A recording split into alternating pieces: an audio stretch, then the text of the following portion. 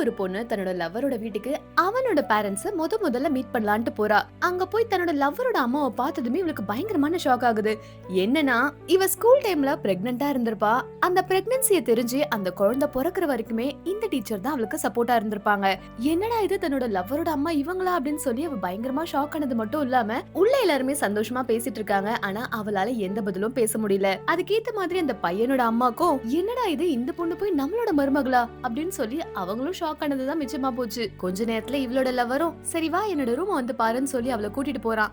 ஆனா அவளால சந்தோஷமா அந்த மொமெண்ட்டை என்ஜாய் பண்ணவே முடியல. அங்க இருந்து உடனே அவளுக்கு வீட்டுக்கு கிளம்பணும் அப்படின்ற மாதிரி தான் எண்ணம் தோணி உடனே எனக்கு ஆபீஸ்க்கு போற வேலை வந்துருச்சு அப்படின்ற மாதிரி சொல்லி அங்க இருந்து புறப்படலான்னு போறாங்க.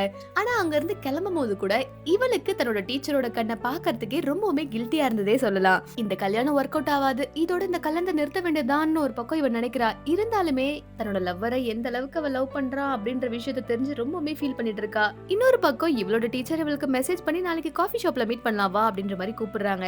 நேரா அங்க போன இவளும் அவங்க ரெண்டு பேரும் பேச ஆரம்பிக்கிறாங்க. அது மட்டும் இல்லாம இவ வீட்ல தனக்கு ஒரு சின்ன தம்பி இருப்பான்னு வேற சொல்லியிருப்பா. அந்த தம்பி வேற யாரும் இல்ல, இவ ஸ்கூல் டேஸ்ல இருக்கும்போது பிரெக்னன்ட்டா இருப்பால அந்த குழந்தை தான் இவ தம்பின்னு சொல்லி இவளோட வீட்ல வச்சிருந்திருப்பா. இத தெரிஞ்ச இந்த டீச்சரும் உங்க வீட்ல இருக்கிறது உனக்கு பிறந்த குழந்தை தானே, அதையே நீ தம்பின்னு சொல்லிருக்க அப்படின்ற மாதிரி கேக்குறாங்க. என்னதான் இவ ஸ்கூல்ல நல்ல பொண்ணா இருந்தாலுமே அந்த டீச்சருக்கு இவள மருமகளா கொண்டு போற இஷ்டம் இல்ல. அதனால என்னோட பையன் கிட்ட இருந்து நீ பிரேக்கப் வாங்கிடு அப்படின்ற மாதிரி அவங்க சொல்லிட்டு கிளம்பிடுறாங்க.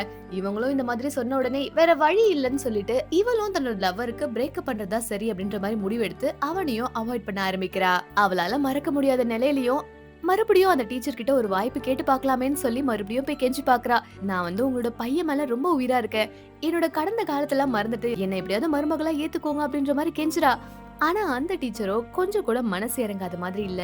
தயவு செஞ்சு என்னோட பையனை விட்டு நீ போயிடு அப்படின்ற மாதிரிதான் அவங்க இருக்காங்க. வேற வழி இல்லாம தன்னோட லவரையும் இவ அவாய்ட் பண்ண ஆரம்பிக்கிறா.